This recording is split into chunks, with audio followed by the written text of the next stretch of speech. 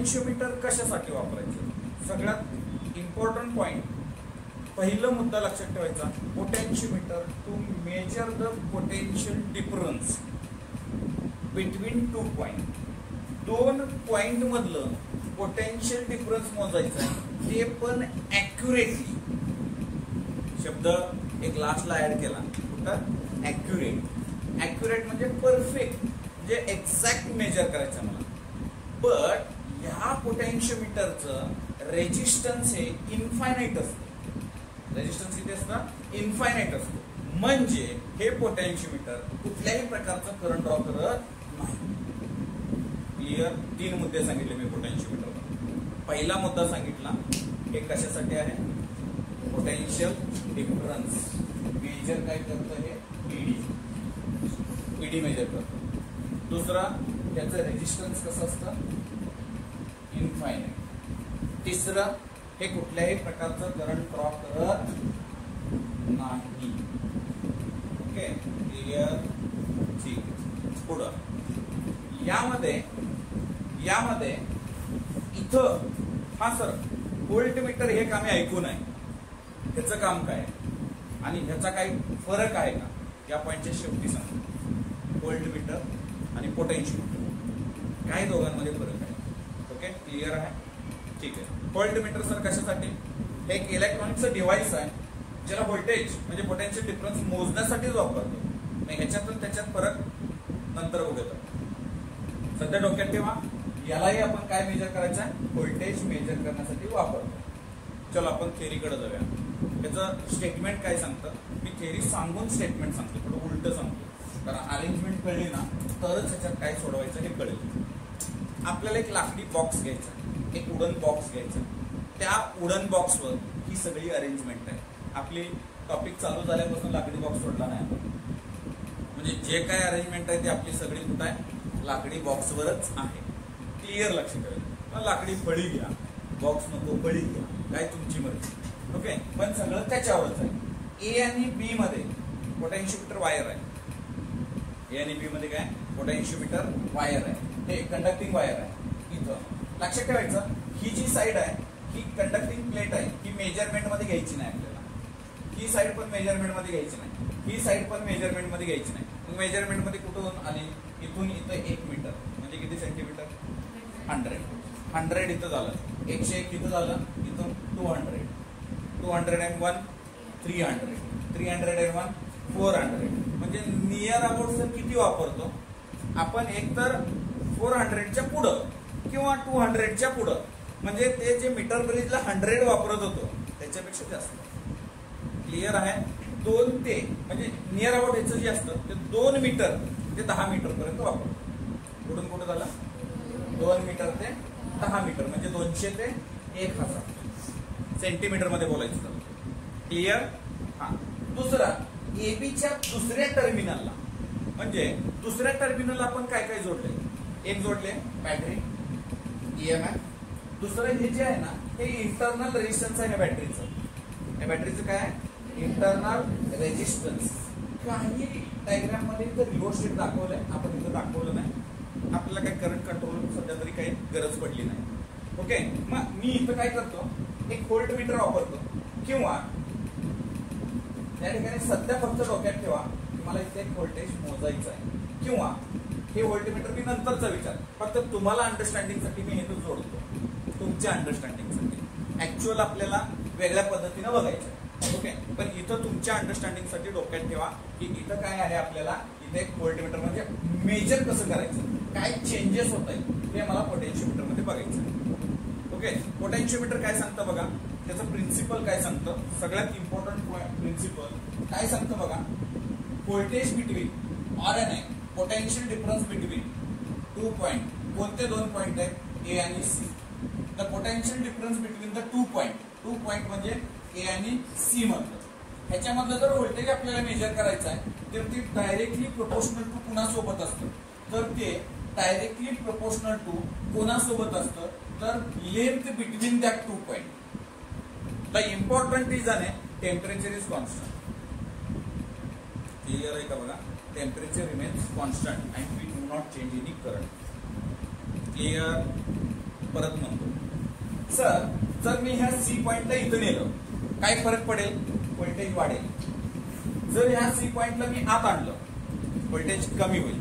म्हणजे सर मग एबी मधलं व्होल्टेज बदलणार नाही. एबी मध्ये व्होल्टेज कसं आहे? कॉन्स्टंट आहे. मग व्होल्टेज कोणत्या दोन पॉइंट मध्ये बदलायला लागलंय? पोटेन्शियोमीटरच्या मिडल मध्ये एक वायर एक जॉकी घेतलाय आपण. वेगवेगळ्या पॉइंटला आपण प्लेसिंग करून चेक करतोय. काय चेक करतोय? Voltage is directly proportional to the length and this is the law of potentiometer. समजलंय का लॉ काय आहे? मग V equal to VAC proportionality आठवतो. के मीन्स सर नाही. प्रोपोर्शनॅलिटी कॉन्स्टंट म्हणजे इथं काय घ्यायचंय माहितीये का? इथं जो के घ्यायचा आहे, के बऱ्याच ठिकाणी वेगवेगळा घेतो आपण. इथं जो के घ्यायचा आहे तो आपल्याला पोटेन्शियल ग्रेडियंट काय म्हणतो. आता हा के कसा आला तो बघूया आपण. ओके. सो आता पोटेन्शियल ग्रेडियंटच्या सोबत जात असताना पहिलं मी या सर्किट मध्ये ना किती करंट ड्रॉ झाला तो थोडं बघतो. ओके. म्हणजे आय हे टोटल करंट आहे असं घेतोय. आय हे काय आहे? टोटल करंट आहे सर्किट मधला. आता मला सांगा करंट बिटवीन ए अँड बी. ए आणि बी मधला करंट काढायचा आहे मला किंवा पूर्ण सर्किट मधला करंट काढायचा असं म्हणतो मी. टोटल सर्किट मधला म्हणजे करंट फ्लोईंग असं लिहितो मी फक्त current flowing. Okay. So I equal to current काढत असताना माझ्याकडे फॉर्म्युला असतो व्होल्टेज अपॉन टोटल रेजिस्टन्स. शब्द काय वापरला बघा?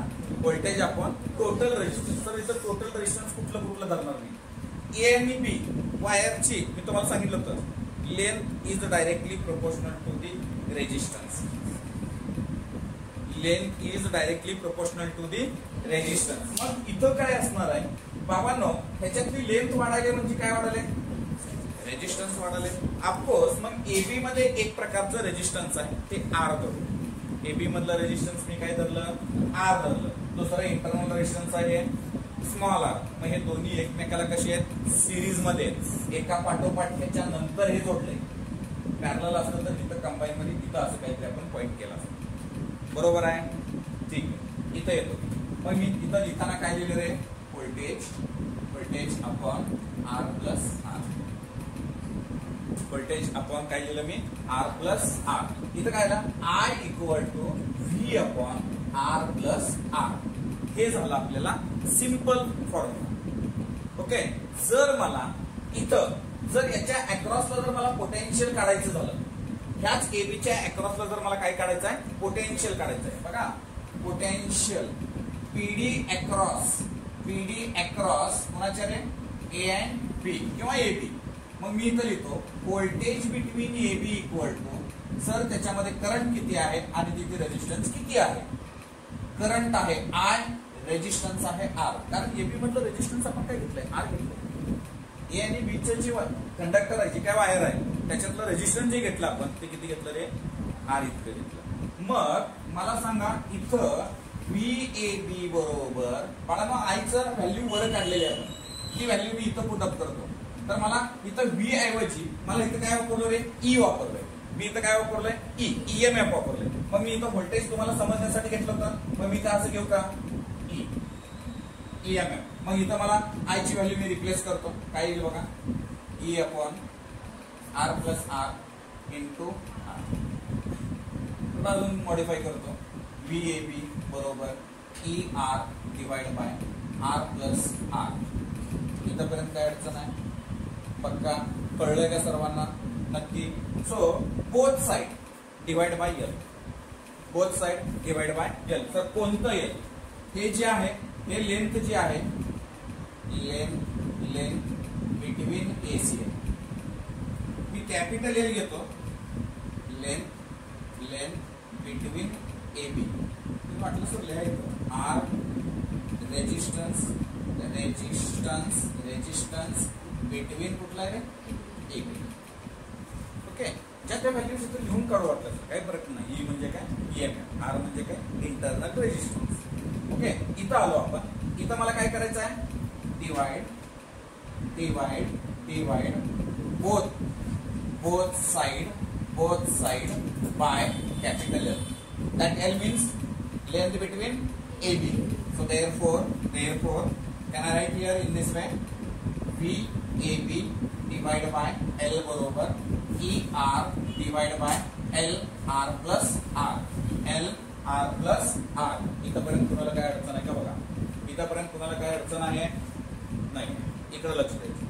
आता इथं potential difference per unit length मी लिहिलं काय बघा? पोटेन्शियल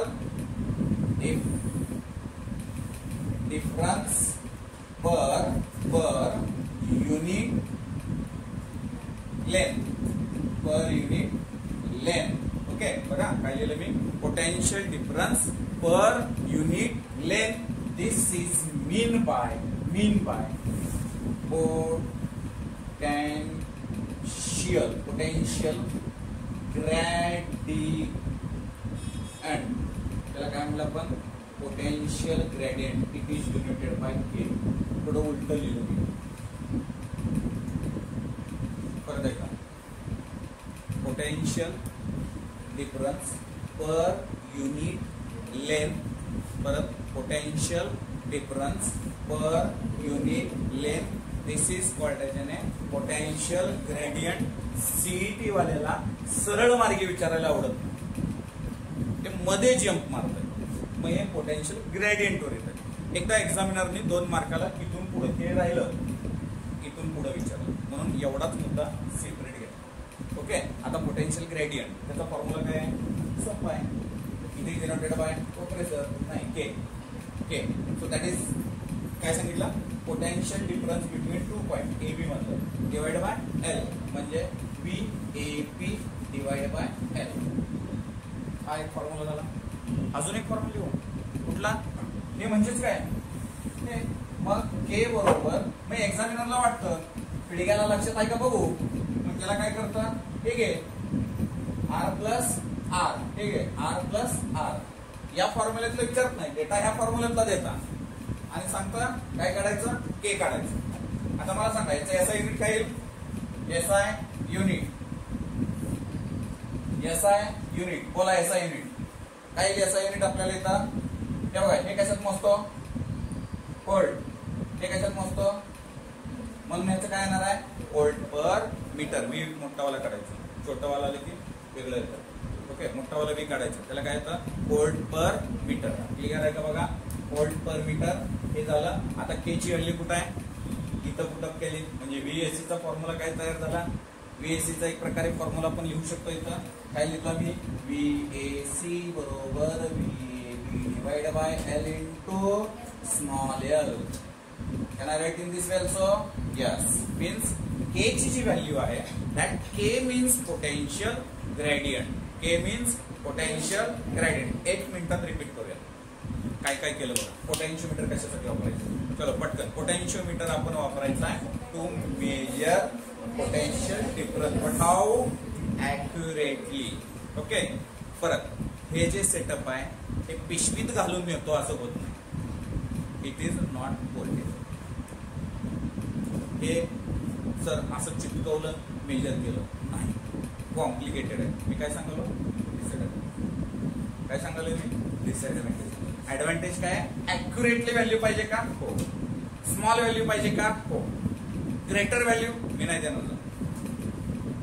ओके बघा, मी याच्यामध्ये ऍडव्हान्टेज आणि डिसएडव्हान्टेज चर्चा करायला.